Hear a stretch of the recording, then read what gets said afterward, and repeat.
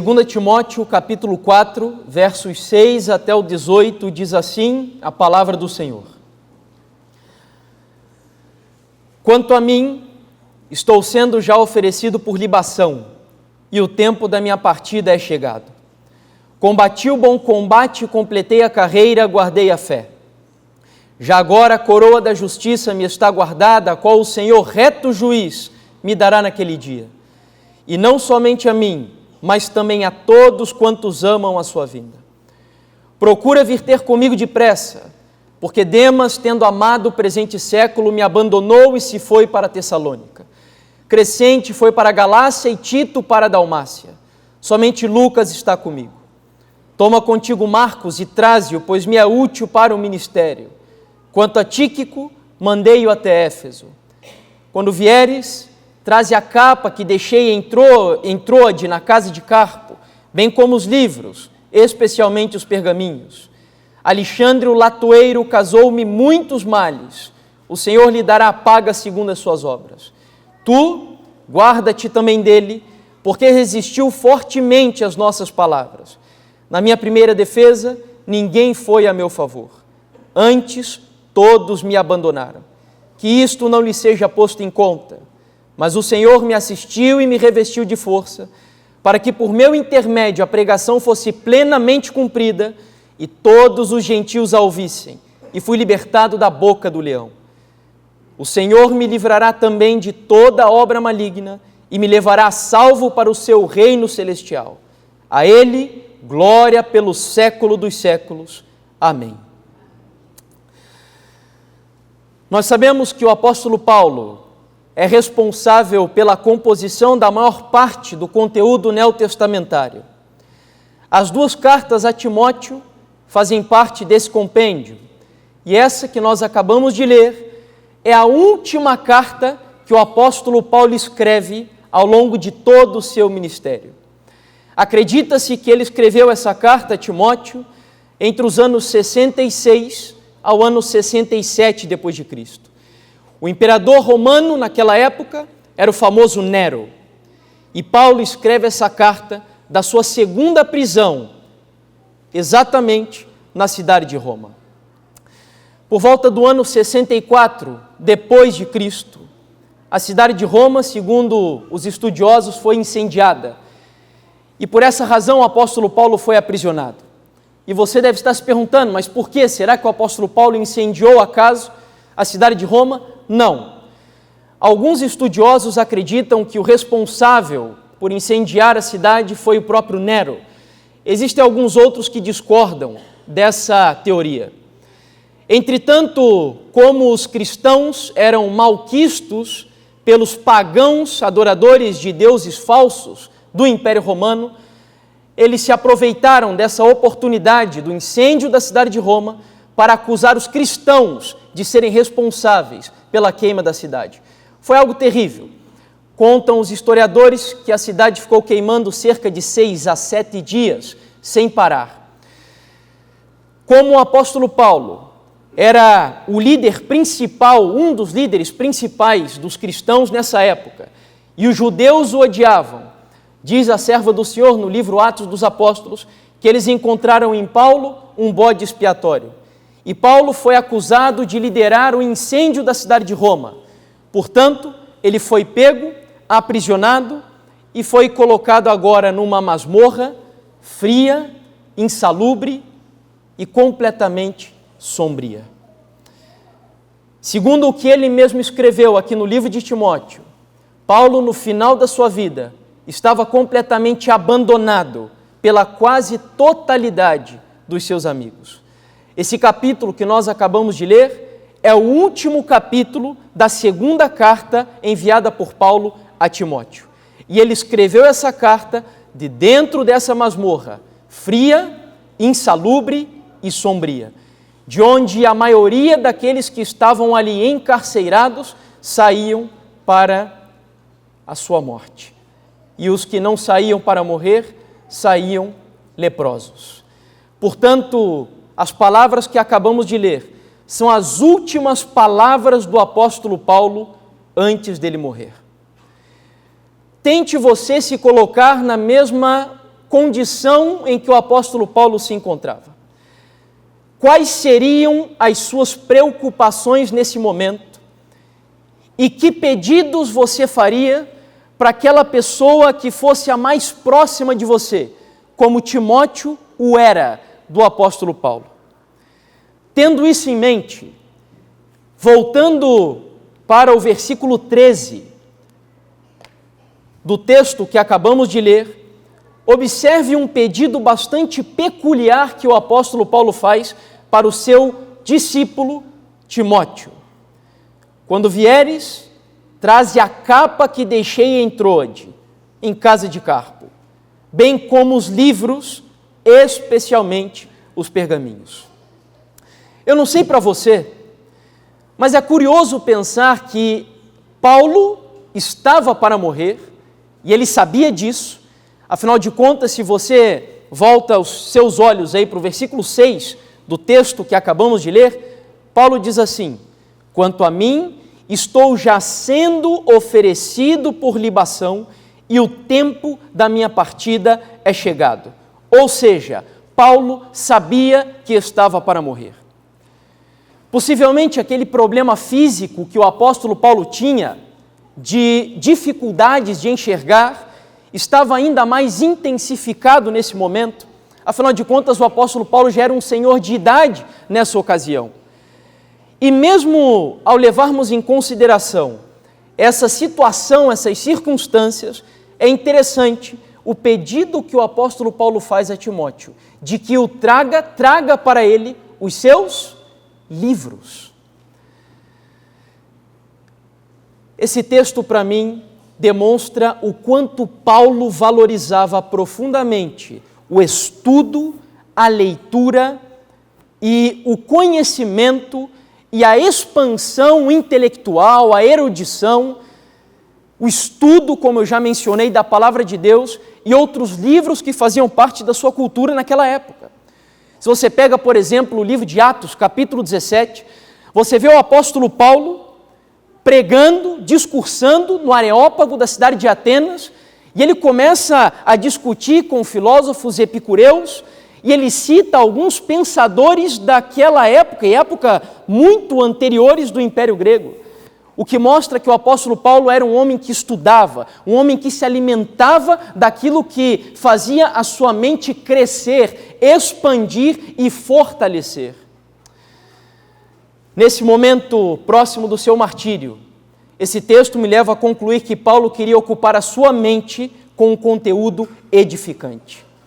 Alguns talvez pensem nesse momento, mas o que garante que o apóstolo Paulo queria livros realmente que edificavam? Se nós colocássemos talvez o apóstolo Paulo hoje, nessa nossa época que vivemos, alguns jovens poderiam questionar e dizer, mas será que o apóstolo Paulo não leria livros do tipo Harry Potter, ou 50 Tons de Cinza, ou Senhor dos Anéis? Eu creio que não. Porque o apóstolo Paulo, ele tinha critérios, ele tinha princípios que norteava, que o orientava no estudo dos livros e dos pergaminhos, que ele queria que estivessem com eles até no momento próximo da sua morte. E que princípios eram esses?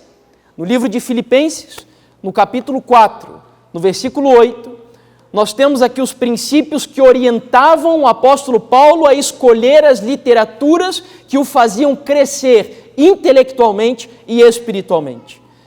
Finalmente, irmãos, tudo que é verdadeiro, tudo que é respeitável, tudo que é justo, tudo que é puro, tudo que é amável, tudo que é de boa fama, se alguma virtude há e se algum louvor existe, seja isso o que ocupe o vosso pensamento. Esses eram os princípios que norteavam, que orientavam a vida do apóstolo Paulo. Portanto, eu vejo Paulo, voltando a essa nossa situação presente, se ele vivesse entre nós hoje, pedindo a Timóteo que trouxesse a ele livros, por exemplo, da Casa Publicadora Brasileira, livros, por exemplo, da Sociedade Bíblica Brasileira, livros da Editora Fiel, livros da Editora Vida Nova, livros que são não exatamente adventistas, mas escritos por pastores, por teólogos evangélicos, que também estão ali conteúdos que servem para a nossa, para a minha e para a tua edificação. Um pregador batista chamado Charles Spurgeon, no século XIX, comentando esse verso que nós acabamos de ler, versículo 13, do capítulo 4, da segunda carta a Timóteo, em um sermão pregado no dia 29 de novembro do ano de 1863, no Tabernáculo Metropolitano de Londres, ele diz assim: ele, Paulo, é inspirado e, todavia, deseja livros. Ele esteve pregando por pelo menos 30 anos e, todavia, deseja livros. Ele tinha visto o Senhor e, todavia, deseja livros. Ele tinha uma experiência mais ampla que a maioria dos homens e, todavia, deseja livros. Ele tinha sido levado ao terceiro céu e ouvido coisas que é ilícito aos homens pronunciar e, todavia, deseja livros. Ele tinha escrito a maior parte do Novo Testamento e, todavia, deseja livros. Sabe o que Charles Spurgeon está querendo dizer aqui nessa passagem? Que Paulo teve uma experiência que nem eu e nem você tivemos, e talvez nunca tenhamos na nossa vida. Mas ainda assim, mesmo sendo um homem de profunda intimidade com Deus, mesmo sendo um homem que teve o privilégio de escrever a maior parte do Novo Testamento, mesmo sendo um homem que teve a honra de ser arrebatado até o terceiro céu, a Bíblia diz que o apóstolo Paulo gostava de estudar, que o apóstolo Paulo gostava de ler a Bíblia, que o apóstolo Paulo gostava de ler, gostava de se alimentar daquilo que o edificaria e o faria crescer, como eu já disse, espiritualmente e intelectualmente. Paulo não era daquelas pessoas que só gostavam de orar, não, ele orava, mas ele complementava a oração com o estudo profundo de livros e dos pergaminhos, a Escritura Sagrada. Um outro pregador evangélico chamado Haddon Robinson, autor do livro A Arte e o Ofício da Pregação Bíblica, diz uma frase bastante interessante. Diz que Paulo precisava da sua capa para manter o frio longe dos seus ossos, mas precisava.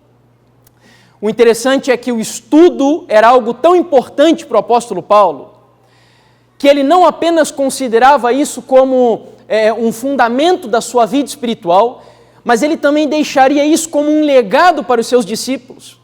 E como nós estamos falando aqui do discípulo Timóteo, o principal discípulo do apóstolo Paulo, ele recomenda a Timóteo, na primeira carta que ele escreveu, no capítulo 4, abra a sua Bíblia, 1 Timóteo agora, não 2, capítulo 4, versículo 12 e 13.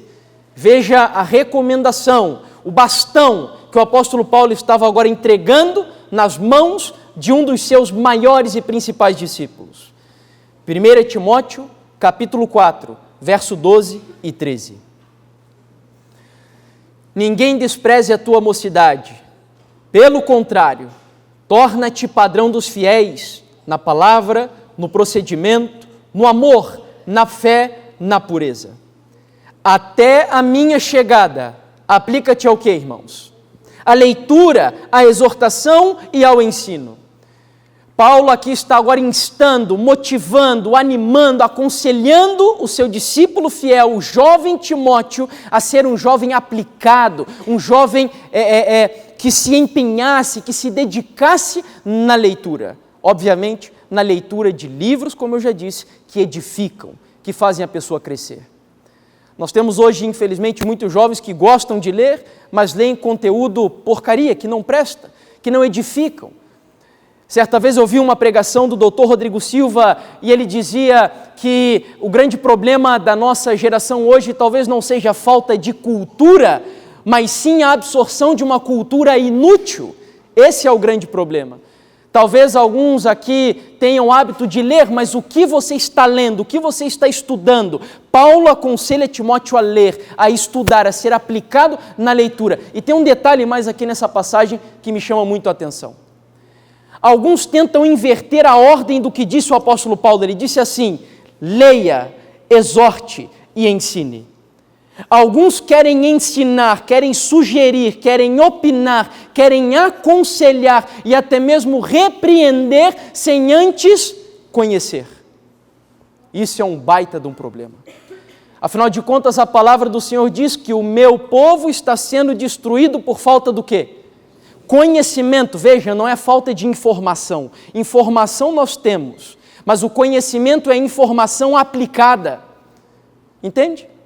O povo está sendo destruído por falta de conhecimento. Eu não sei você, mas até onde eu sei, médicos, engenheiros, advogados, professores precisam estudar para serem profissionais de qualidade no mundo do trabalho. E quem disse para mim e para você que cristão não precisa estudar para ser um cristão? Eu não sou cristão porque eu me sinto um cristão. Assim como um médico não é médico por sentir a vocação da medicina, ele precisa estudar para ser um médico. Você até pode sentir o chamado de cristão, você até pode sentir o convite de Deus bater nas portas do seu coração, mas você só será um cristão se você colocar os livros sagrados, a Bíblia Sagrada, como prioridade de leitura na tua vida, por todos os dias que você viver aqui na terra e até que Cristo venha. É necessário conhecer. O grande problema dessa geração, como eu disse, é falta de conhecimento. Portanto, em conclusão, antes de opinar, antes de ensinar, antes de repreender e mesmo sugerir algo, é necessário conhecer. É necessário estudar. Tem um texto da serva do Senhor, eu acho esse texto até meio paradoxal. Num primeiro momento parece até estranho o que ela diz. Na revista Signs of the Times, 17 de novembro do ano de 1890, olha que curioso o que ela diz aqui. Nosso primeiro dever para com Deus e os nossos semelhantes é o do desenvolvimento próprio, particular.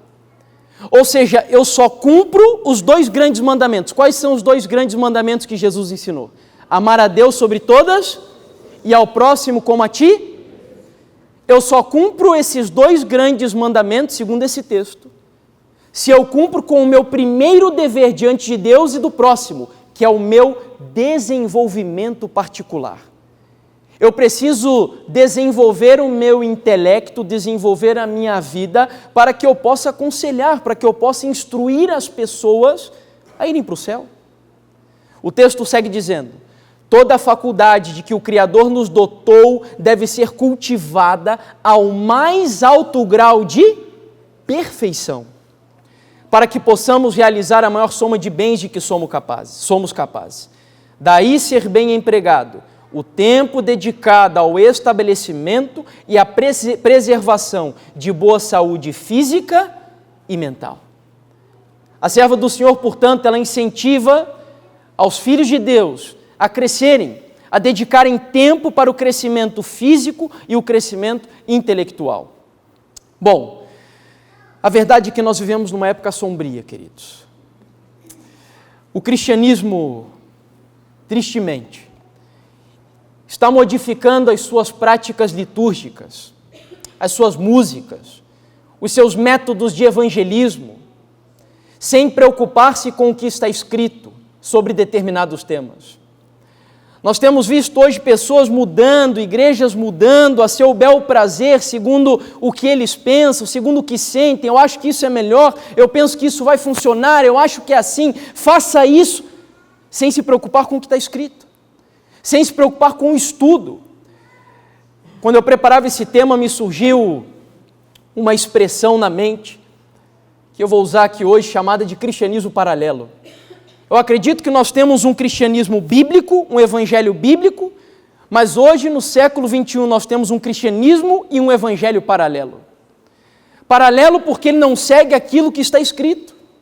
Paralelo porque não está preocupado em obedecer às orientações que Deus deu, através dos pergaminhos, usando as palavras de Paulo, e através dos livros teológicos que servem também para orientar a nossa vida.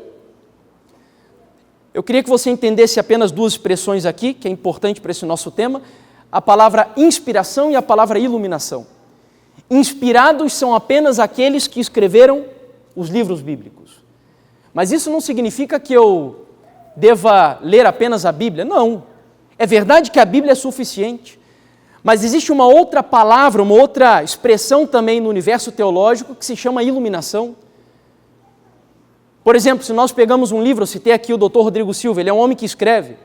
Ele não é um homem inspirado por Deus, Mas ele é um homem iluminado por Deus naquilo que escreve, obedecendo aquilo que está escrito pelos profetas inspirados e tirando gemas, tirando pérolas, que Deus usa esses homens também para nos ajudar a nos aprofundar no estudo da santa palavra do Senhor. E o Senhor espera isso de mim e de você. Mas como eu disse, o cristianismo hoje tem se afastado cada vez mais da necessidade do estudo sério, sistemático, profundo da palavra de Deus. Esse não é o meu tema aqui, mas eu queria aproveitar a oportunidade de convidar você. Nós teremos agora no mês de fevereiro o nosso retiro espiritual e aprove a este servo, eu diria o privilégio, mas talvez acima do privilégio é a responsabilidade tremenda de compartilhar as mensagens nesse retiro espiritual da nossa igreja aqui do Água Verde. E o título do nosso retiro será O Deus Desconhecido. Nós vamos tratar especificamente sobre as características de Deus que estão sendo esquecidas hoje pelo cristianismo contemporâneo. Falaremos sobre a ira de Deus, falaremos sobre o amor de Deus, sobre o conhecimento de Deus, sobre a santidade de Deus, a fim de entendermos quem é esse Deus que está sendo esquecido por conta da falta de profundidade e seriedade do estudo da palavra do Senhor. Alguns dias atrás, nós estivemos reunidos em comissão de nomeações aqui na igreja e foram escolhidos líderes e diretores de vários departamentos para orientarem, para dirigirem a igreja do Água Verde no ano de 2018. Eu cito apenas alguns deles aqui, talvez alguns aqui não conheçam os departamentos da igreja adventista, mas foram escolhidos diretores de mordomia, família, saúde, música, jovens, ministério da mulher, ministério pessoal e escola sabatina. E outros aqui que eu talvez não tenha mencionado. E se nós olhamos para esse texto de Ellen White que vimos aqui, qual é o primeiro dever de cada diretor desses departamentos que foram escolhidos aqui em comissão de nomeações pela Igreja do Água Verde? Qual é o dever de cada um de vocês? Qual é? O desenvolvimento, o estudo. O diretor, por exemplo, do departamento de família, precisa estudar sobre esse assunto, estudar dentro da Bíblia, estudar nos escritos de Ellen White, estudar no manual da igreja, entender para que serve esse departamento, o que eu devo e posso fazer e também o que eu não devo e o que eu não posso fazer. Isso é muito importante. Todos nós que fomos escolhidos pela igreja e acima da igreja, você que foi escolhido para ser um diretor, foi escolhido por Deus, amém? Deus te chamou para dirigir a igreja no ano de 2018. E a sua obrigação para com essa igreja é estudar, se aprofundar e entender o que é o seu departamento e o que você pode fazer e o que você não pode fazer. Um famoso escritor brasileiro, Mário Quintana, disse uma frase bastante interessante: livros não mudam o mundo, quem muda o mundo são as pessoas. Os livros só mudam quem? Me permitam mudar aqui apenas uma palavrinha: livros não mudam a igreja, quem muda a igreja são as pessoas. Os livros só mudam as pessoas. Você entendeu a importância disso? Por que o apóstolo Paulo, mesmo perto de morrer, ele pediu: Timóteo, traga os meus livros. Eu preciso dos meus livros, especialmente dos pergaminhos, a Bíblia Sagrada, eu quero eles aqui pertinho de mim. Eu preciso encher a minha mente de coisa boa, de coisa positiva, coisas que edifiquem. Sabe, essa frase de Mário Quintana é tão verdadeira? E ela se aplica de duas maneiras, positiva e negativamente. Eu poderia citar aqui o exemplo de um grande conhecido e influenciador, principalmente do pensamento acadêmico chamado Charles Darwin, evolucionista. As suas ideias evolucionistas, elas foram responsáveis, por exemplo, por influenciar um sociólogo. Alguns dizem que ele também era historiador, outros dizem que ele também era filósofo, chamado Marx, no século XIX. A famosa teoria da luta de classes, desenvolvida por Marx, que hoje nós vemos desdobramentos dessa teoria na nossa sociedade. Por exemplo, Darwin acreditava na seleção natural das espécies. ou seja, os mais fortes sobrevivem. E então Marx, munido dessa informação, ele desenvolve a teoria da luta de classe. E que através da luta entre burgueses e proletariados, a sociedade teria agora um governo comunista utópico que seria de benefício para o mundo inteiro. Mas como os teóricos de Marx viram que isso não deu certo, nós temos hoje vários desdobramentos dessa teoria. Hoje a luta de classes não é mais entre burgueses e proletariados, mas entre homens e mulheres. Aí está o feminismo, para provar o que eu estou dizendo. Entre homossexuais e heterossexuais. Entre negros e brancos. A questão não é só que existe ainda alguns preconceitos na nossa sociedade, mas os teóricos de Marx incentivam essa luta de classes, porque eles creem de fato que dessa luta, dessa briga, sairá uma sociedade utópica e que finalmente o mundo será um mundo muito melhor. Um outro grande ditador que foi influenciado pelas ideias, pelos escritos de Darwin, alguns estudiosos dizem isso, foi Hitler. Hitler acreditava na supremacia da raça ariana. E de onde ele tirou essa ideia? De Darwin. A questão dos mais fortes sobrevivem. Só que existe também o lado positivo dessas palavras aqui de Mário Quintana. Eu poderia citar aqui, por exemplo, o caso de Martinho Lutero, bem conhecido de vocês. Martinho Lutero, alguns biógrafos dizem que um jovem com uma vida, de certa forma, promíscua, baladeira, boêmia. Quando ele vai para a Universidade de Erfurt estudar direito, segundo o desejo dos seus pais, ele segue ainda nessa vida. Até que um dia, quando ele estava voltando de uma dessas noites boêmias dele, junto com o seu amigo, um raio, no meio de uma chuva de tempestades, atinge um amigo que estava ao lado dele, e o amigo dele morre. E Lutero agora fica desesperado, pensando, e se eu tivesse morrido, o que aconteceria comigo? Eu estaria perdido. Lembre-se que naquela época a igreja oficial do mundo medieval ensinava o inferno eterno, ensinava o purgatório, e Lutero fica desesperado com aquilo e decide ir para o monastério.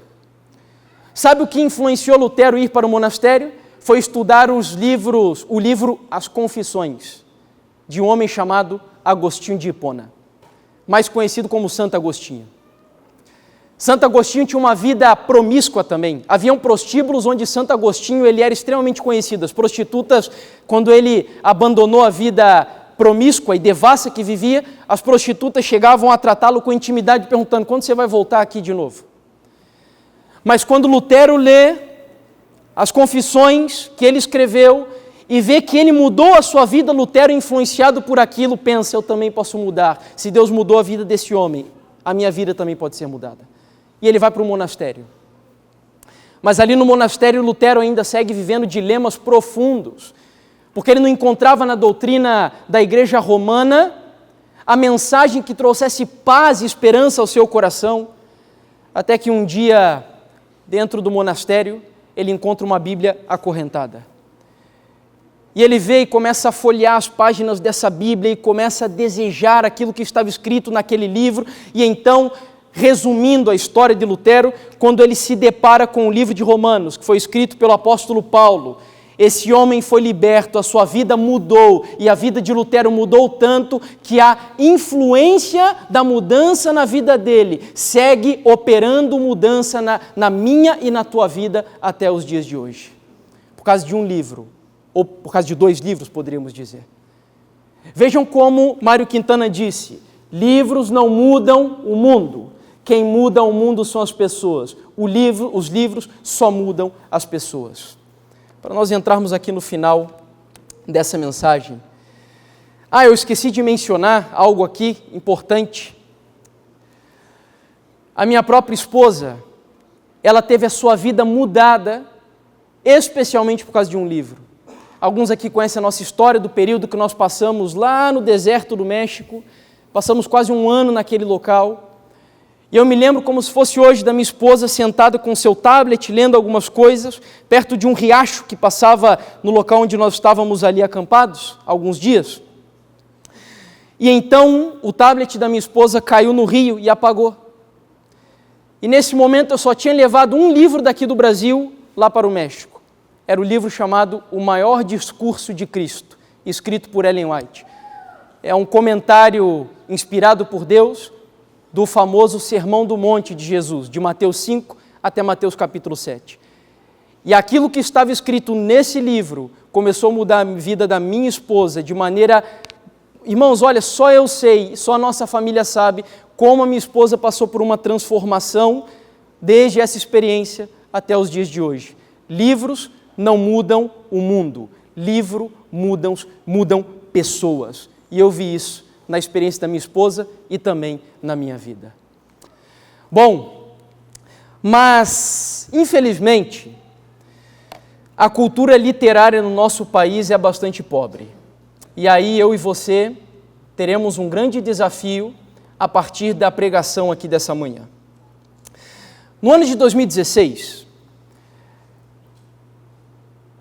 o IBOP, por encomenda do Instituto Pro Livro, realizou a 4ª edição de uma pesquisa chamada Pesquisa Retratos da Leitura no Brasil. Foi a última, por sinal, que foi feita. E eles nos deixaram aqui alguns dados. Por exemplo, 44% da população brasileira não lê e 30% nunca comprou um livro sequer. O brasileiro, segundo essa pesquisa, aqueles que leem, lê apenas 4,96 livros por ano. E sabe o que é o mais preocupante? É que nessa pesquisa, eles consideram um leitor a pessoa que leu pelo menos um livro nos últimos 3 meses. Nos últimos 3 meses. São dados pífios, alarmantes, preocupantes. Talvez essa seja a razão pela qual esse ano Anitta foi escolhida como a mulher do ano aqui no nosso país. Talvez essa seja a razão porque Pablo Vittar, a música do Pablo Vittar, foi escolhida como a música do ano no nosso país. Nós estamos perdendo cultura literária. Nós estamos perdendo noção do que é bom e do que é ruim. Tem como ficar pior? Tem. A pesquisa perguntou, aqui embaixo, a alguns professores qual tinha sido o último livro que eles leram. E 50% respondeu nenhum. Professores, nenhum livro nos últimos 3 meses. Esse ano eu fiz um compromisso, o meu objetivo era ler perto de 30 livros no ano, não consegui completar inteiro, mas cheguei perto.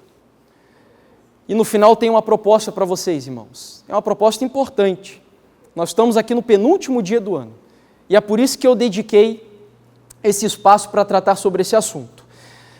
Sabe qual é o resultado de números tão baixos como esse? Quem quiser, eu tenho aqui a pesquisa inteira no meu computador.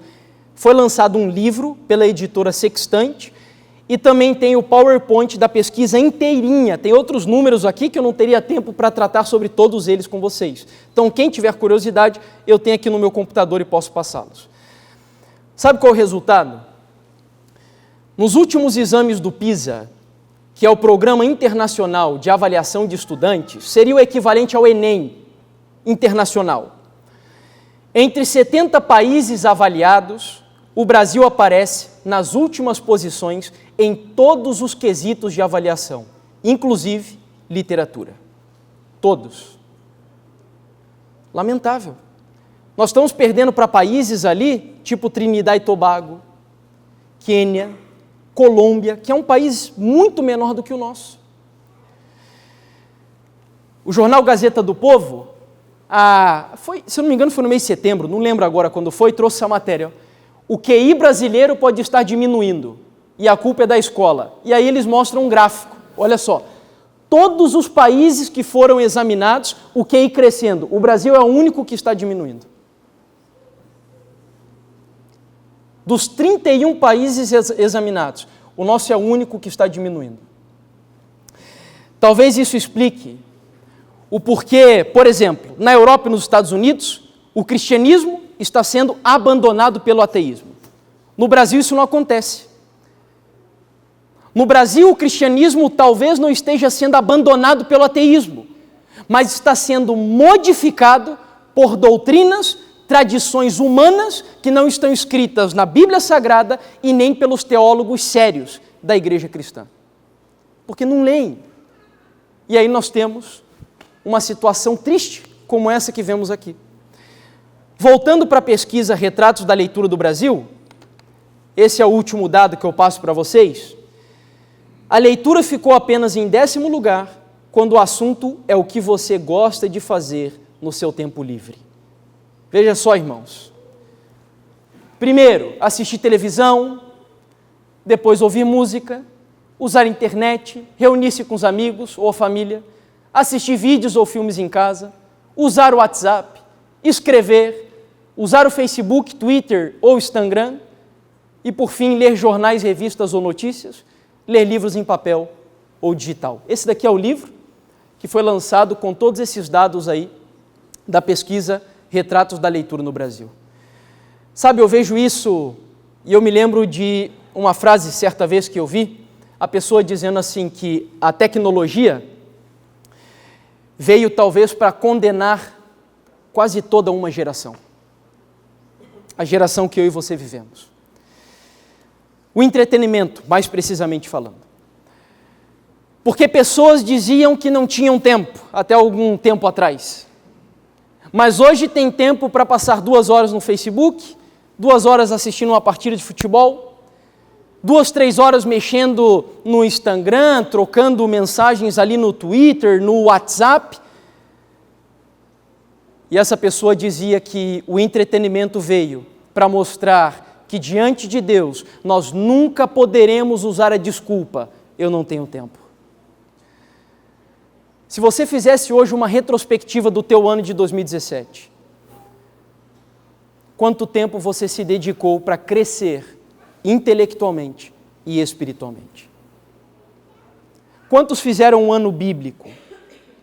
Quantos se dedicaram por ler realmente? Quantos livros você leu nesse ano? Livros que te edificariam? Ou até mesmo assistiu alguma coisa que também o faria crescer espiritualmente e intelectualmente? Quanto tempo você dedicou nesse ano para o teu crescimento? Como estão definidas as tuas prioridades? Eu preciso encerrar. E eu vou ler aqui alguns textos. São 2 frases e os outros textos são de Ellen White. A primeira frase, levando em consideração essa questão da tecnologia, porque alguns poderiam pensar assim, mas irmão Jefferson, você é contra a tecnologia? Não! Eu tenho um canal no YouTube, eu tenho uma página lá no Facebook. Só que olha o que diz esse homem, que talvez alguns de vocês conheçam, chamado Bill Gates. Meus filhos terão computadores. Sim, mas antes terão livros. Sem livros, sem leitura, os nossos filhos serão incapazes de escrever, inclusive a própria história. Ellen White, seguindo a mesma linha daquilo que o Bill Gates disse, ou melhor, ela disse anteriormente, no livro Testemunhos Seletos, volume 1, na página 146, 149, pai e mãe, veja qual é a tua obrigação aqui. Eu pasmo hoje com pais que acreditam que os filhos são incapazes de crescerem na vida intelectual. Pensam que os filhos, eles dessa época, se limitam apenas a joguinhos de videogame, computador, WhatsApp, etc. Olha o que diz Ellen White. É pecado os pais permitirem que seus filhos cresçam no quê? Na ignorância. A ignorância escraviza, mas a verdade liberta. Amém? Jesus disse, conhecereis a verdade vos libertará. Devem fornecer-lhes livros bons e interessantes e ensiná-los a trabalhar, a terem horas de labor físico e horas para dedicarem ao estudo e a leitura. Os pais devem elevar a mente de suas crianças e desenvolver-lhes as faculdades mentais.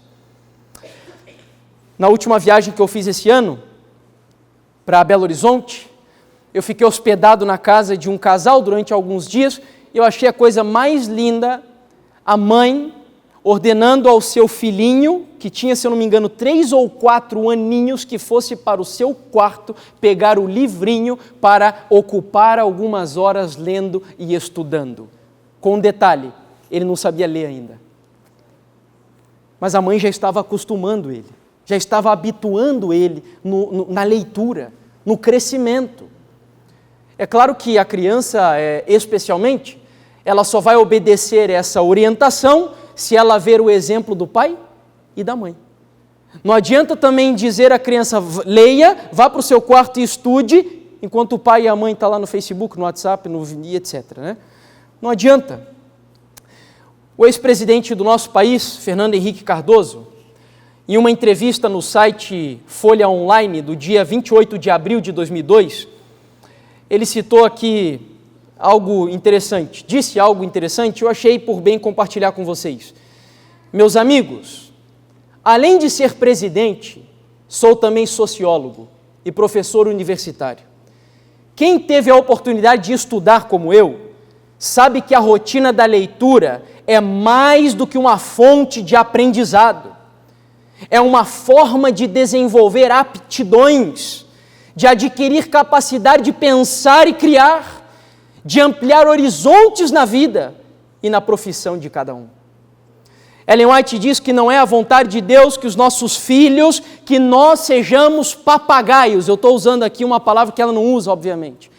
Mas ela diz mero repetidor de ideias de outros. Não é essa a vontade de Deus. Ela diz que o desejo de Deus para a vida dos cristãos é que, em nome de Jesus, nós sejamos formadores de opinião na nossa sociedade. E isso é impossível se nós não adquirirmos o hábito da leitura, do estudo profundo e sério da palavra de Deus e de livros que vão nos ajudar a crescer intelectualmente e espiritualmente. Sabe por que eu preguei essa mensagem para vocês, irmãos? A comissão de nomeações me escolheu para que no ano de 2018 eu substituísse a irmã Lúcia, que vai seguir me auxiliando nesse departamento, como diretor do Ministério de Publicações dessa igreja. E o meu objetivo com essa mensagem é incentivar você a fazer aquilo que eu vim fazendo quase todo esse ano nas oportunidades que tive de pregar nessa igreja, que é você desenvolver ou adquirir um plano de leitura para o ano de 2018. Você precisa fazer isso. Urgentemente. Fazer um plano de leitura. Eu duvido que aqui escape alguém que não tenha metas para o ano de 2018. No ano de 2018 eu quero melhorar minha casa. No ano de 2018 eu pretendo que a minha empresa alcance X patamar. No ano de 2018 o meu objetivo é entrar lá no curso tal da Universidade X. Todos nós temos metas. E isso está muito bem. Mas a grande questão é, quais são as tuas metas, os teus alvos, os teus objetivos de crescimento espiritual para o ano de 2018? Eu tenho aqui uma sugestão para você. E eu já dei essa sugestão na igreja ao longo desse ano. A irmã Lúcia distribuiu para diversos membros da igreja do Água Verde esse encarte aqui. Ano Bíblico para as Famílias. Estudo temático do Espírito de Profecia. O que esse material aqui traz?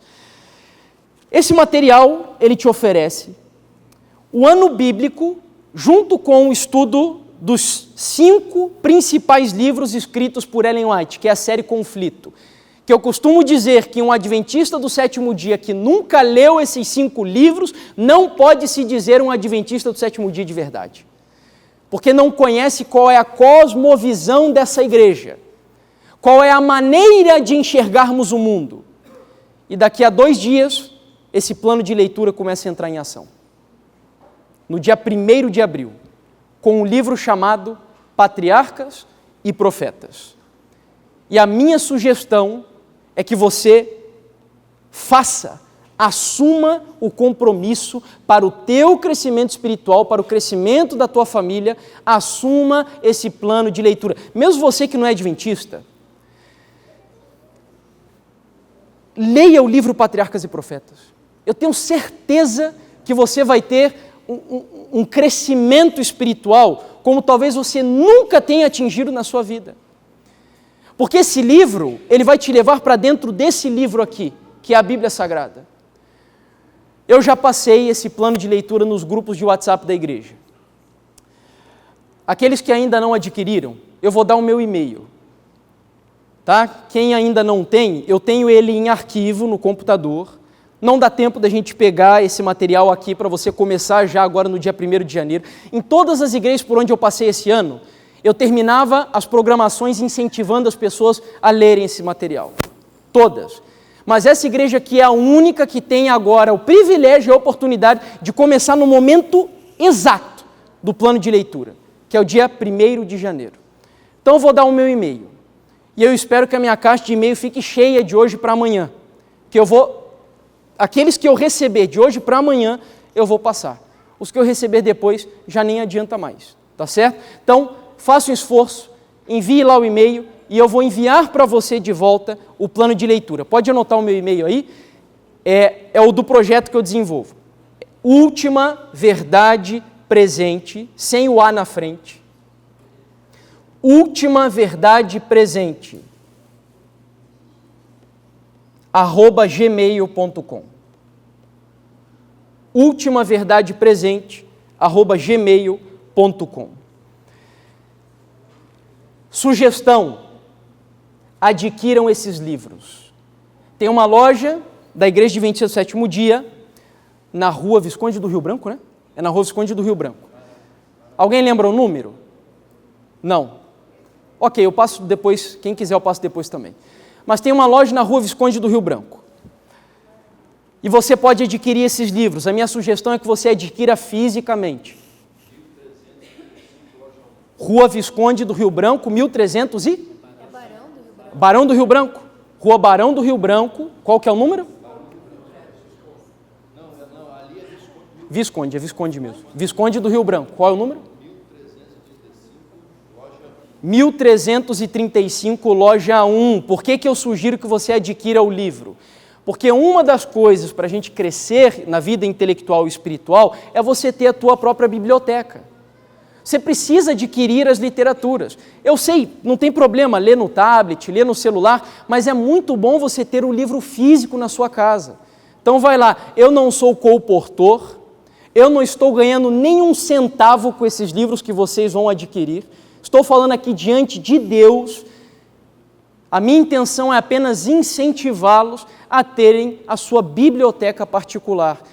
E comece lendo o Espírito de Profecia, queridos. É muito importante. Leio agora as duas últimas citações e a gente encerra. Filhos e filhas de Deus, 20 de julho, a leitura saudável e pura será para o Espírito o que é para o corpo, tornarão assim mais o quê? Mais fortes para resistir ao quê? A tentação, formar bons hábitos e procederão segundo os retos princípios. Está vendo só quanto benefício da leitura? Eu queria terminar pedindo a você para abrir um trechinho do apóstolo Paulo na primeira carta a Timóteo, capítulo 4, versículo 13. Nós já lemos esse texto. 1 Timóteo, capítulo 4, versículo 13.